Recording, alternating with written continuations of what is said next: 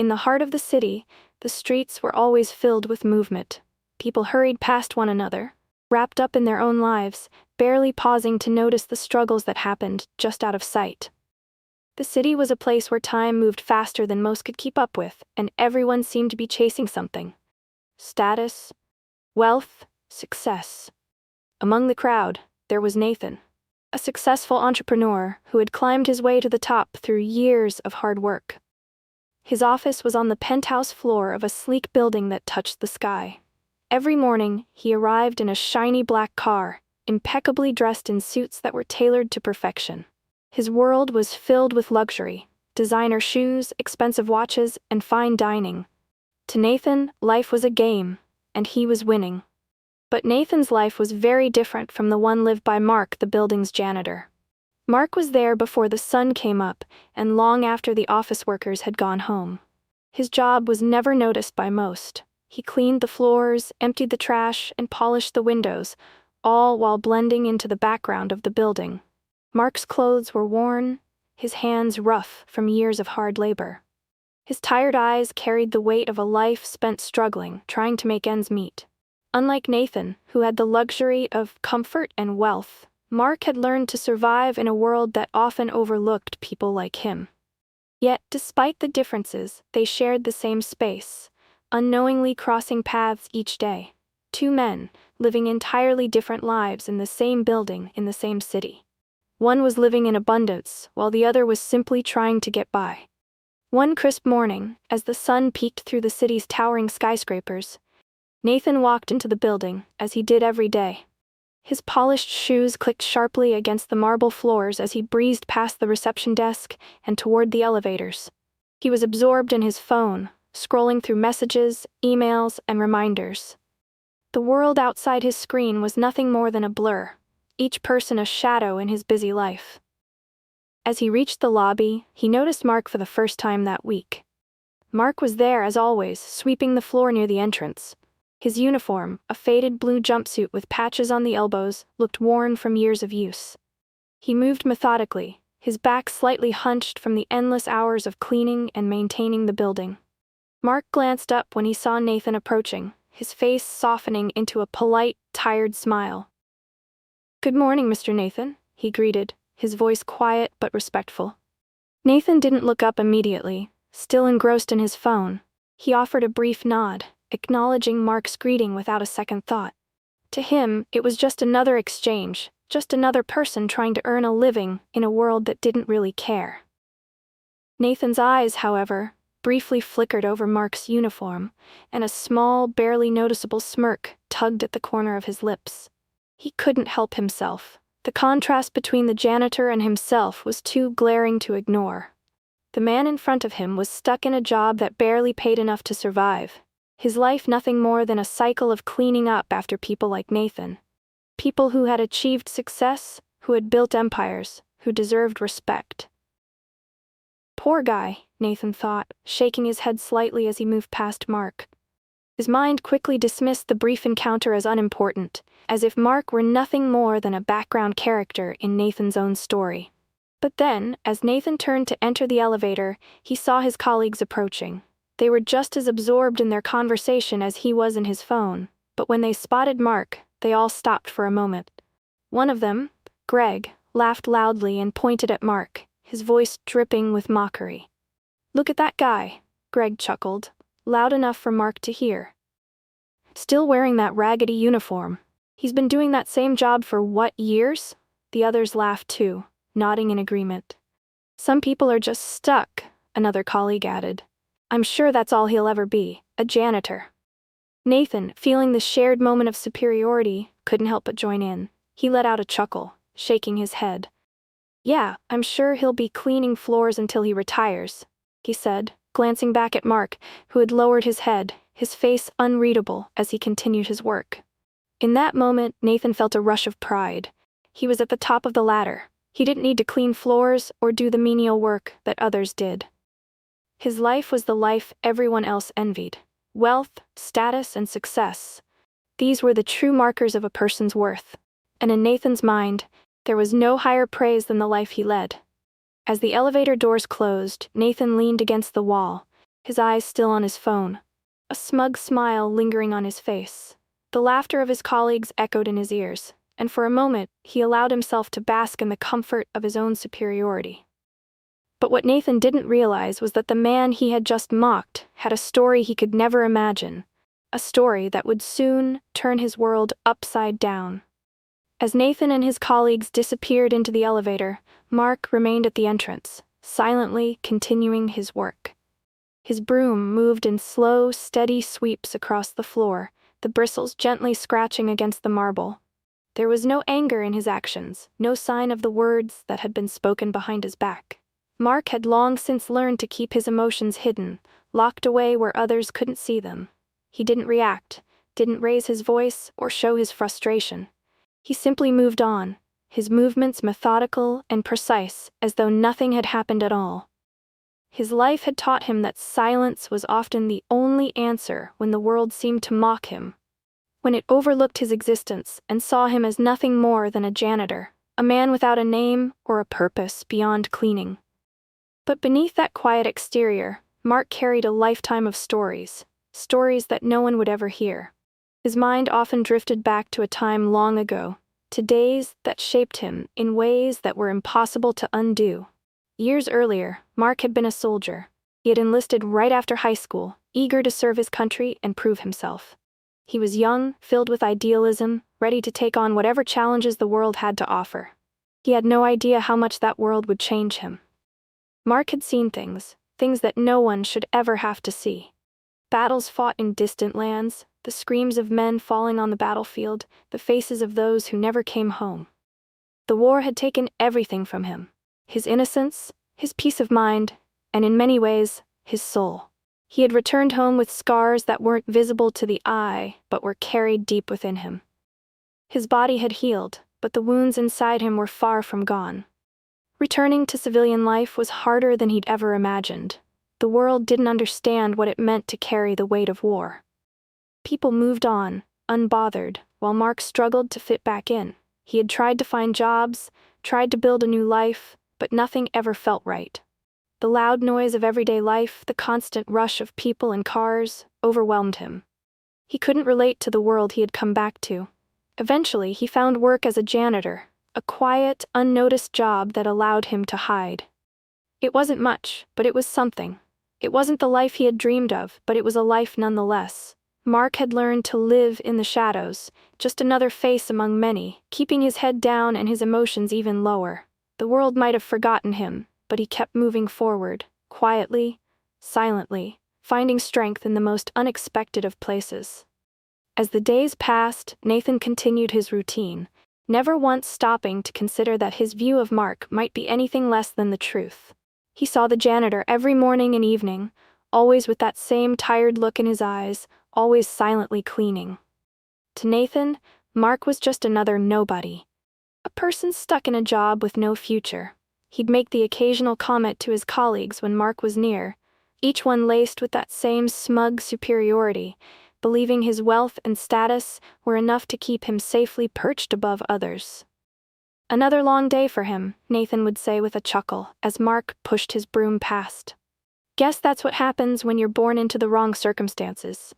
His colleagues would laugh along with him, and Nathan would go on with his day, feeling invincible. After all, his empire was built. He had everything that most people could only dream of: money, power, respect. Nothing could touch him, or so he thought. But life, as it often does, has a way of turning things upside down. It started with a phone call. Nathan was sitting in his office, reviewing reports, when his assistant walked in with a grave expression. "Mr. Nathan, there's an urgent call for you." The voice on the other end of the line was one he didn't recognize at first. It was a lawyer's voice, and the words that followed shattered the calm, secure world Nathan had built for himself. A key business deal he'd been relying on for months, a deal that was supposed to secure his company's future, had fallen through. There were legal complications, financial red flags, and most importantly, the company he had trusted was backing out. Nathan felt his stomach drop. His mind raced. He hung up the phone, trying to steady his breath. How could this happen? He'd put so much into this deal. It wasn't supposed to fail. As the hours passed, things only worsened. News came in about other clients pulling out, leaving him with a stack of unpaid invoices and mounting debts. The financial crisis his company was now facing felt like a tidal wave, rising fast, threatening to sweep away everything he'd worked so hard for. The familiar confidence that had always buoyed him seemed to dissolve, leaving him in the cold grip of panic. Nathan couldn't remember the last time he'd felt this uncertain, this out of control. For the first time, he understood what it felt like to be vulnerable. To have everything you've worked for teetering on the edge of collapse. For the first time, he felt a weight on his shoulders that had nothing to do with a tailored suit or the luxury of his penthouse. It was the crushing realization that wealth and status could not protect him from the harsh, unpredictable nature of life. He spent the next few days in a whirlwind of phone calls, meetings, and frantic attempts to save his company, but nothing seemed to work. His sense of security, once so firm, was slipping away. In the silence between the calls and emails, when the chaos of his workday calmed for just a moment, Nathan found himself wondering. Had he been wrong all along? Had he spent all these years chasing something that was no more solid than the air? It was during this time, in his deepest moments of frustration, that Nathan began to notice something. As he walked into the building, Mark was always there, working with that quiet strength, never rattled, never rushing, just steady and consistent. Nathan couldn't help but wonder, how did Mark do it? How did he keep going day after day, with no promises of success, no cushion of wealth to fall back on? But Nathan didn't have time to dwell on it. His life was crumbling, and he had to keep fighting to hold on to what was slipping through his fingers. The truth was becoming clear, though. Wealth and power couldn't shield him from the storms of life. It was something he would have to face, just as Mark had faced his own struggles, silently and without complaint. It was an ordinary morning, just like any other, but Nathan couldn't shake the feeling that something was different. As he walked into the building, his gaze automatically shifted toward the familiar figure of Mark, pushing his broom through the lobby. At first, Nathan barely registered it. Mark's uniform, once faded and worn, looked a little cleaner. His posture seemed straighter, his movements less mechanical, more purposeful. There was something about him today that caught Nathan's attention, something that made him pause for a second longer than usual. Mark, who had always kept his head down in his distance, seemed to exude a quiet strength. His eyes, usually downcast, now met Nathan's with an air of calm confidence. It was subtle, but it was there. Nathan was about to walk past, absorbed in his own thoughts, when Mark looked up and nodded toward him. "Good morning, Mr. Nathan," he said, his voice steady but carrying a weight that hadn't been there before. Nathan paused. It wasn't just the tone of Mark's voice that made him stop, it was the way he spoke. Mark was always polite, but today there was something more. Something that demanded attention.